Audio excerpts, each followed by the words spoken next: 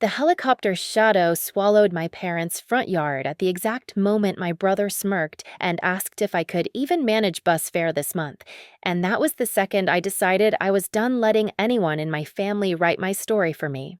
I'm Ava Delaney, 32, middle child, professional at being underestimated. For years, I bit my tongue at holiday dinners and let my siblings' soft daggers slide in little jokes about my thrift store sweaters, the 10-year-old hatchback, the apartment they decided was a shoebox with a noisy radiator. I let them believe I was the family outlier. I let them believe they had chosen the right route to adulthood while I wandered a detour that would loop back to their doorstep begging for a place at the table. I let it all happen because it was easier than defending a life they didn't have the range to imagine. What they could never have guessed what I never told them was that the company I'd built from a half-broken laptop and a rented desk in a co-working space had been acquired 6 months ago for more money than I ever thought I'd see in one lifetime. I kept driving the old car because I liked it. I kept the apartment with the brick wall and squeaky floorboards because it felt like mine. I liked buying my coffee with cash and remembering exactly what it took to afford it.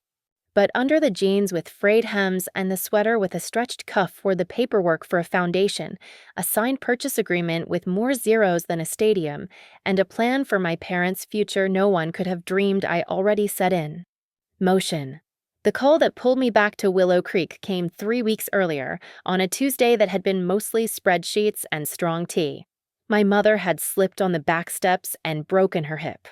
The doctors fixed the bone, but left us with the truth everyone had been trying not to say aloud. My father's memory was fraying faster now, and whatever came next would require more than my parents' savings and good intentions. My older brother, Caleb 40 and laminated with success, proposed a family summit. "We have to be realistic," he said on the phone in the voice he saves for clients and waiters.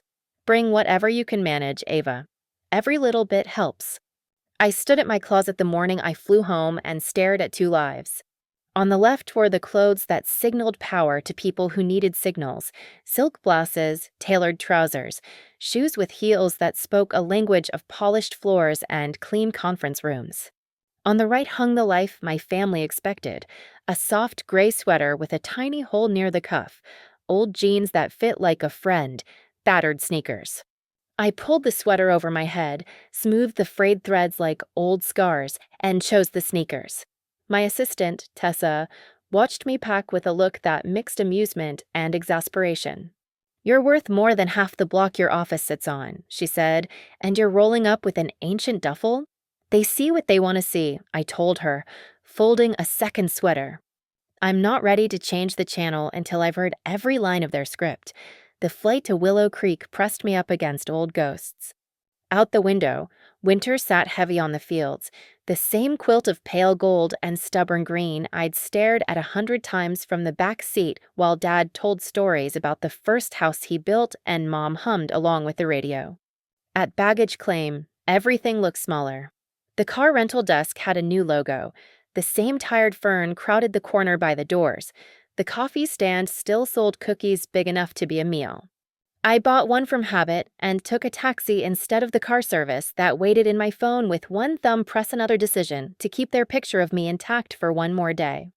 The Delaney house stood exactly as it always had: white clapboard, dark blue shutters, a maple tree out front that threw summer shade over chalk drawings and spared knees.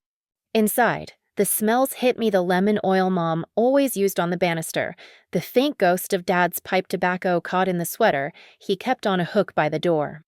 For a second, I was 8 again, arms loaded with library books, trying to read 3 at once. Then the present reassembled itself with the click of Caleb's watch band and the sound of my sister's laughter floating down the hall. At the door, Caleb lifted an eyebrow at my duffel. "You made it," he said.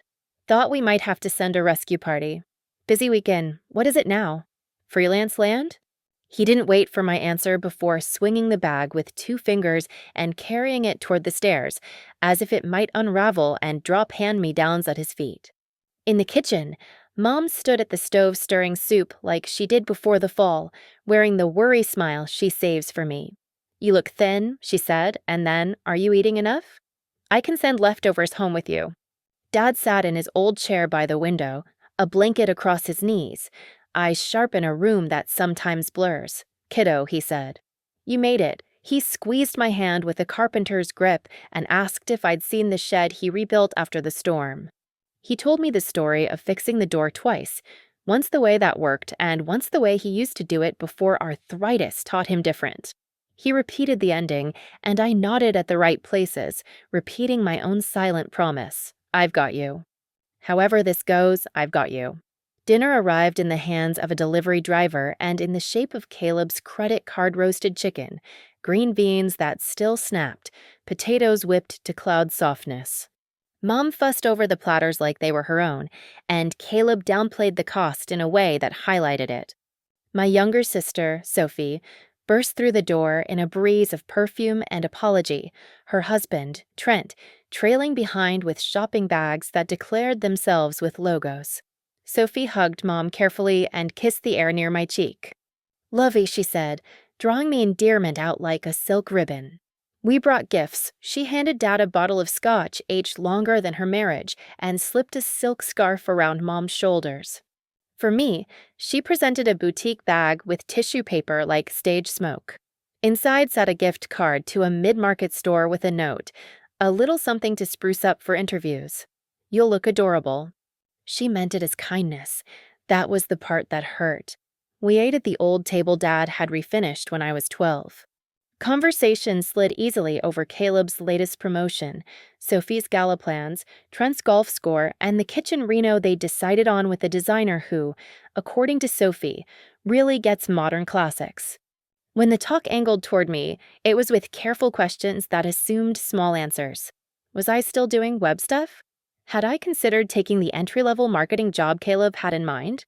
My apartment must be cozy. Did I have roommates or did I couch surf?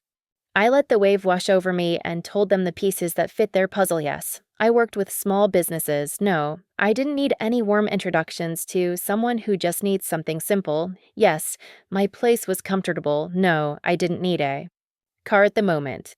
Mom patted my hand and reminded me that success comes in many forms, and Caleb murmured, just loud enough, that some forms pay the bills and take care of parents. By dessert, the outlines of their plan were clear. A family meeting in the morning, Caleb's research in a binder, a fair contribution divided according to their definition of fairness. I took my childhood room, slept in the bed I'd once covered in magazine clippings and sticky notes and ideas that wouldn't let me go, and stared at the ceiling until the memory reel started, the first client who took a chance on a girl with a mock-up. And a promise. The month my card got declined and I smiled at the cashier like it was a mistake. The night the code finally ran and the platform stopped crashing and the charts ticked up for the first time in weeks. The day Horizon systems wired. Numbers into my account that changed the shape of every map I knew. Morning brought coffee and the rustle of paper. Caleb had set up a mini theater in the living room, laptop, portable projector, a neat stack of charts and pamphlets from facilities with names like Tranquil Winds and Silver Meadows. He titled his deck Care Pathways and Financial Strategy, and he delivered it like a keynote amenities, outcomes, glossy photos of gardens and game rooms and studios with sun. He saved his favorite for last, a continuing care community with a golf course for Dad and an art studio for Mom and memory care wings designed with color cues and light that softened the edges of confusion. He clicked to the slide everyone in the room dreaded, the one that translated compassion into columns. The bottom line hovered on the wall like a dare. Mom's breath caught. Dad glanced at her and then at me, as if I could soften math. Caleb shifted to contributions. He and his wife could cover 45%, Sophie and Trent 40, leaving 15 for the rest of us. He aimed the number like a kind bullet. It comes to about $1,200 a month, he said, with a magnanimity that belonged on a stage. But we understand if that's a stretch, Ava. We don't want to create hardship. Sophie tilted her head. You could do visits, she offered. Hands-on support. There are so many ways to add value. My heartbeat stayed even. I'd come to listen. They were giving me every line I needed to hear. Dad turned toward me, sincerity clear as ever. You still between gigs, kiddo?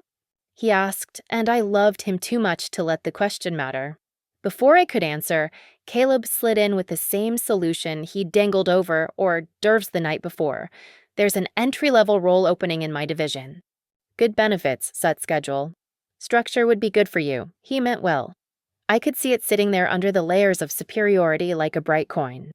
Let me make a quick call, I said, and Caleb frowned at the interruption in his choreography. I stepped into the hall and hit Tessa's name. Are we a go? I asked. 2 out, she said, the collective smile in her voice making its way through the line. Pilot is spinning up. You want the south landing or front lawn? I glanced through the curtains at the maple tree, the open space that had once held a slip and slide and entire summers. Front lawn, I said, and text Dax the address again. Give me 15. Back in the living room, I sat on the wobbly ottoman and folded my hands in my lap, the picture of a sister ready to say thank you for any crumbs. There's one more option, I said. Caleb pursed his lips in the polite way he saves for voices he's preparing to ignore. This facility opened last year about half an hour from here, I continued. It's small by design. Houses instead of wards. A garden in the center. They require a private referral. Sophie let out a soft laugh. And who exactly do you know that could arrange that? Her tone tried to turn the question into a hug. Her eyes kept it from sticking. The director, I said, and before Caleb could sort that sentence into a box that made sense to him, the sound arrived distant at first, then filling the air rotors, chopping winter, a deep, insistent thrum that vibrated in the window glass and in my chest. Mom stood, hand to her throat. Is someone landing? Dad whispered, well, I walked to the front door and opened it to cold air and the black, sleek arc of the helicopter settling into our grass like a visitor from a better future. The pilot Dax, with his impossible calm, waved through the wind. I didn't look back at my family when I said, you were asking about transportation, Caleb. It's not a bus.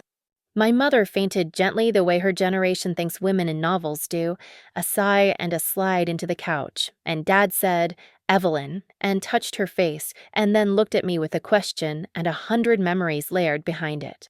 Sophie stood in the doorway frozen, one hand on Trent's sleeve, and Caleb looked like a machine someone had unplugged. I pivoted and caught Mom's wrist between my fingers. Her pulse fluttered back and steadied.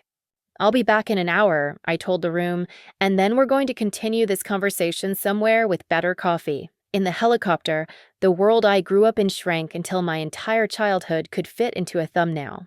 Dax handed me a headset and said, everything okay back there? And I laughed, unexpected and full, the tension unspooling in a ribbon from behind my ribs. Family day, I said. You know how it is. He nodded like this wasn't his first midair episode of generational therapy. The estate unfolded under us like a secret I'd been carrying for too long. 30 acres of rolling land stitched together by paths and stone walls and the silver flash of a lake. The main house had started life as a 1920s mansion arched windows, a balcony that watched the morning, a grand foyer with a chandelier that scattered light like confetti, and I had modernized it quietly, hiding touchscreens behind wood panels, letting the walls keep their stories while the wiring learned new ones. The helipad sat off to the right, a sensible circle tucked into the trees. Tessa waited with a tablet and a grin that she tamped down into professionalism when Dax's blades slowed and cut the air to a quieter hum. How dramatic was it? She asked as I stepped onto the pad. Mom swooned, I said. Caleb's soul left his body and is circling the globe looking for a place where I still can't afford an Uber. Tessa clapped once in quiet celebration before switching gears. Chef has lunch for 8. Guest wing is set fresh flowers, slippers, every hospitality box checked. I've printed the Foundation's annual report for the inevitable interrogation. Also, Horizon pinged, Tokyo wants your feedback on the new encryption schema by end of day tomorrow, but I told them family comes first. I hugged her on impulse, and she made a small surprised sound and patted my shoulder like a cat being thanked for knocking over a vase. An hour later, Dax skimmed back toward my parents' house. When he returned, I was waiting at the edge of the pad. Mom stepped down with a dignity that belonged to the girl who had once run track in county meets and the woman who has outlasted everything that tried to teach her a smaller life. Dad followed, his eyes hungry for detail, and then Sophie, who stopped dead to take in the sweep of the facade, and Trent, who recalculated in real time. Caleb climbed out last, blinking like he'd fallen through a wardrobe into a country with different currencies. "Welcome," I said, "to my home." I led them through the front door and watched as their faces registered the foyer, the staircase that curved like a pianist's hand, the chandelier that scattered constellations, the mosaic I commissioned in the floor that told a story in stone. Circles inside circles, a compass that always points to true. "Whose place is this?" Mom asked, the words catching in her mouth. "Mine," I said softly. "I bought it when I decided to split my time between the city and here." "Doing what?" Caleb asked, which was as close as he could get to how. I gestured toward the living room and the windows that made the lake look like a painting. "Working," I said, and then, because I was done keeping the secret in my mouth, Horizon Systems acquired my company last summer. We're now a division. I stayed on. They pay me to keep building what I started. I waited through the silence. "Blue Lantern," I added, watching for any flicker of recognition. We built security architecture for small and mid-sized businesses. We wrote tools that turned back the everyday burglaries of the internet. Trent, who understood numbers as a language, cleared his throat. What did the acquisition? He fumbled for a delicate word and came up with look like 52 point something, I said, picking an imprecise precision on purpose, plus equity, plus earnouts if we hit projections. Mom sat down. Dad stared at me a long moment as the puzzle pieces clicked in a rhythm I could almost hear. "You did this," he said quietly, and it was not a question, it was a benediction. Sophie pressed fingers to her lips. "You never told us. It could have been an accusation. It fell out of her mouth as a regret." Every time I tried, I said, "Someone changed the subject to your new kitchen or Caleb's next promotion," and honestly, I stopped being willing to audition for a place in my own family. Caleb bristled and then let his shoulders fall. "I offered you a junior role," he said, the past now absurd and the bright of the present. I smiled without teeth. "I appreciate the thought." Tessa arrived with the portfolio I'd assembled the night before, the Northwood Foundation's charter, the trust documents in our parents' names, the agreements with Larkspur Haven, the care community I'd been shaping in my head while waiting. Outside Dad's neurologist's office. "I want to show you where I want them to go when it's time," I said. "I've toured every hallway. I've measured the sunlight in the rooms. I've eaten the soup and sat in the garden and watched what happens when someone forgets and someone else remembers for them. I walked them through the plan. Larkspur is small by design. 6 cottages circling a courtyard planted with herbs and fruit trees. Each cottage home to 8 residents with their own rooms and a shared kitchen that smells like bread at 4 in the afternoon. Color cues and memory walls help keep people oriented without shouting about it. Staff are trained to join a resident's reality rather than dragging them into ours. Music in the mornings, art in the afternoons, a dog that visits after dinner and naps in laps. Therapy disguised as routine. Safety disguised as freedom. The Foundation Northwood underwrites the slots that insurance won't touch. The trust covers the rest. It's already in place, I said, handing Caleb the binder because paper calms him. Mom and Dad have a cottage reserved when they want it. If they decide to wait, we can bring in support here. Either way, they will never be at the mercy of a billing department's patience. Mom cried then, sudden and grateful and complicated. Dad took the tissues and handed them to her like the answer to a riddle. Caleb turned the pages in the binder as if he were reading himself back toward the brother he hadn't always been, and Sophie looked out at the lake and then at me. "Why didn't you tell us?" she asked again, the second time better. I told the truth. At first, because I was afraid it would vanish if I said it out loud. Later, because it felt good to be underestimated safer. People tell the truth around women they think are failing. I built a company on those truths. But also, because you liked me small. It made your choices feel bigger. Sophie made a sound like a laugh and a sob collided. "I have a social calendar and I am so empty," she blurted, then flushed. Trent took her hand and didn't let go. Chef's lunch smelled like rosemary and salt exactly nothing and everything at once. We ate at the long table, and my mother kept shaking her head as if she could jar the day into a more understandable shape. Halfway through the meal, Dad said, "Do you remember when you were 12 and you hacked the garage door opener so it flashed the porch light when your mother rang?" He mimed the lights with his fingers. I laughed. "I wanted to build a better bell," I said. "You said someone would pay for that." "You didn't know how right you were." After lunch, I walked them through the house. Caleb trailed me into the library where the shelves hold both leather and paperbacks with cracked spines. He stopped at the window and looked out at the pats. "I judged you," he said. The words fell like nails he'd been holding in his mouth. I wanted the world to be a test I knew how to take. "You refused to show your work." I leaned on the windowsill and let the sun find my shoulder. "I judged you back," I admitted. "I wrote you into a villain and then played my part to the hilt." "I've been angry for a long time." He nodded, absorbing the sentence. "I don't know what to do with my life if it isn't a ladder," he said. "Try a field," I suggested. "Or a map." "Or a circle," he snorted. "You sound like Dad." "Sophie found me by the terrace where winter has its own kind of color if you let your eyes adjust. I gave you a gift card," she said softly, the humiliation and affection braided tight. I touched her shoulder and felt the tremor of laughter under her skin. "I bought socks with it," I said. "They're good socks." "Thank you." She shook her head and then straightened. "I've been raising money to be photographed raising money," she confessed. "It looks generous and feels like air." She looked at me hard. "Can I volunteer at Larkspur?" "Not for a picture. For whatever they actually need." I wanted to hug her, and I did. "We need people to sit with people," I said.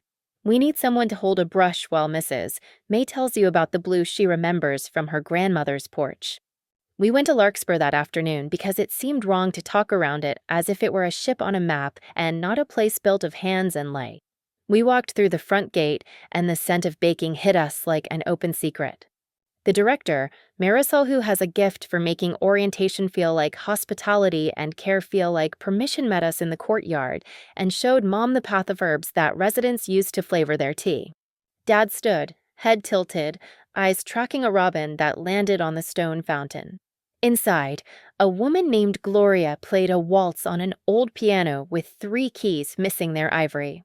A man painted a garden without a single correct line and more truth than any landscape I've seen. Sophie watched everything as if her life depended on it. Caleb read the staffing ratios and asked about night coverage and emergency protocols and did not argue with anything he heard. Mom sat in a chair beside a window and let the sun soften her face. She whispered, "I could like it here," to no one and to everyone, and Dad squeezed her fingers in time with the waltz. When we left, Mom tucked a sprig of rosemary into her coat pocket the way she kept shells from the beach when we were little. On the drive back, she held it under her nose and smiled at a memory I hoped to catch and pin to the day. That night they stayed in the guest wing. Tessa had sprinkled tiny kindnesses everywhere: lavender sprigs on pillowcases, hand cream on the nightstands, footed pajamas for Dad because the floor runs cold in January. We ate dinner late because the house asked us to linger. Conversation threaded itself through old stories made new by the voices we've grown into. We argued gently about movies. We let silence do some work. After pie, Mom fumbled a cup and coffee bled into the rug like a small night. She went white with distress. "I'm sorry," she said, and her hand quivered as she reached for the napkin. "It's a rug," I told her, setting the cup upright. "It's a thing that keeps your feet warm while you forget who made it." "You can spill anything you need to hear." She laughed wetly and did not cry. When the house finally exhaled and the guest wing lights clicked down hall by hall, Caleb met me on the terrace with 2 glasses of my whiskey. We looked out where the lake keeps the moon for a few minutes before letting it go. "I thought the point of life was to be the person people point to," he said, a man unlearning a dictionary. "But there's a whole other game you've been playing where the point is to do the thing that matters, even if no one claps." He took a sip, grimaced, and then took another. "I've hated 60% of my days for the last 2 years," he said without ceremony. "I was waiting for the promotion that would turn the lights on." He set the glass on the railing. "There's a job opening at the business school. Lecturer, 3 courses a semester, program building. Less money. More talking about what the work is supposed to be for." I was going to say no. He turned to me. I think I want to say yes. I bumped my shoulder against his. Tell Dad you're going to be a teacher, I said. Watch what his face does. Sophie found us after and dragged a blanket around all three of our shoulders the way we used to at fireworks, when we were small and believed one blanket could stop sparks. I signed up to volunteer, she announced. Marisol said I can come Tuesdays to help with art. She paused. Trent is thinking about moving his clients toward ethical portfolios. He asked me what that even means for actual people and not just photos. I told him we'd find out. She grinned into the dark. I don't know who we think we're becoming, but I like her. Morning felt like a new map. Chef had made a breakfast that made Caleb close his eyes after the first bite, and Dad told the egg yolk it was perfect. Mom poured cream into her coffee slowly, watching it climb like a glass tornado, and then looked at me with a steadiness that surprised me and didn't. It wasn't just about protecting yourself, she said, and I nodded. It was about protecting the feeling of making something that belonged to you alone. We sat with that. I'm ready to share it now, I said. But I'm going to need you to learn my language a little. Dad toasted a triangle of brioche at me and said, We will build a porch big enough for all the words.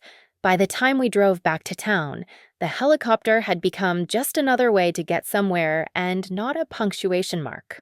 We stopped at the old bakery on Main and split a slice of lemon pound cake like we had a dozen Saturdays when we were children and Dad brought us to pick one thing we loved. The owner recognized Mom and slipped an extra cookie into the bag for the trouble. Dad told her about the robin and the piano. She told him about the new window they'd put in that didn't let drafts sneak in at night. For 20 minutes, no one needed to be right or first or admired. We were, for a small perfect piece of mourning, just a family deciding between cinnamon and lemon. At the house, we stood inside a circle of suitcases. Mom hugged me hard, a hug full of apology and pride and the leftover edges of both. Sunday dinner, she said. Just us. No china. You bring the salad. I'll burn the rolls. I'll bring 2 salads, I said. Dad cupped my face in his hands and studied me like he used to study a wall before hanging a cabinet. You look like yourself, he said, satisfied. Keep doing that. Sophie kissed my cheek and whispered, Text me if you need a ride to the store, and then laughed because she'd finally gotten her own joke. Caleb shook my hand like it was the first one, and then pulled me into a hug like he had when I was 9, and he taught me how to ride a bike and let go even though I was terrified of the first turn. When they were gone, the house loosened its shoulders. Tessa leaned in the doorway with a mug and raised it in salute. Tokyo, she said. When you're ready. I carried my laptop to the terrace and opened the draft of the proposal that would make our platform harder to hurt. Words came easier than they had in weeks, maybe because I had finally stopped writing for people who had never read what I wrote and started writing again for the person who walked into a co-working space with a cracked screen laptop and a refusal. To quit.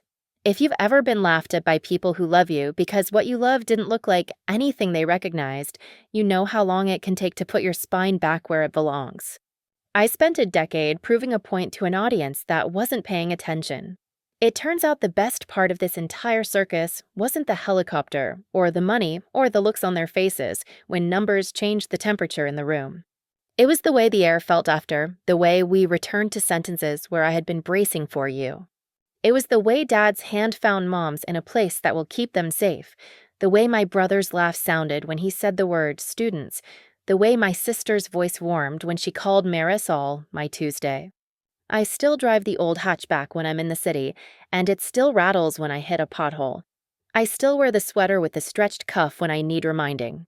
I still like the apartment with the brick wall and the terrible radiator, though now I also like the house where winter sunlight paints the stair railing like a quiet miracle. The company keeps growing because it turns out security is a kind of love. The foundation keeps signing checks because we decided that safety is dignity with a different hat on. When I call Mom now, she answers with some version of busy, which is the best word I know for someone whose world had started to shrink and then got new rooms. Dad forgets the day of the week and never forgets the smell of rosemary. Caleb sends me syllabi, and I send him stories, and we argue cordially about the right way to teach a freshman how not to be a jerk. Sophie sends me photos from Larkspur of watercolor skies and a woman who remembers only the chorus of a song and sings it like the ocean.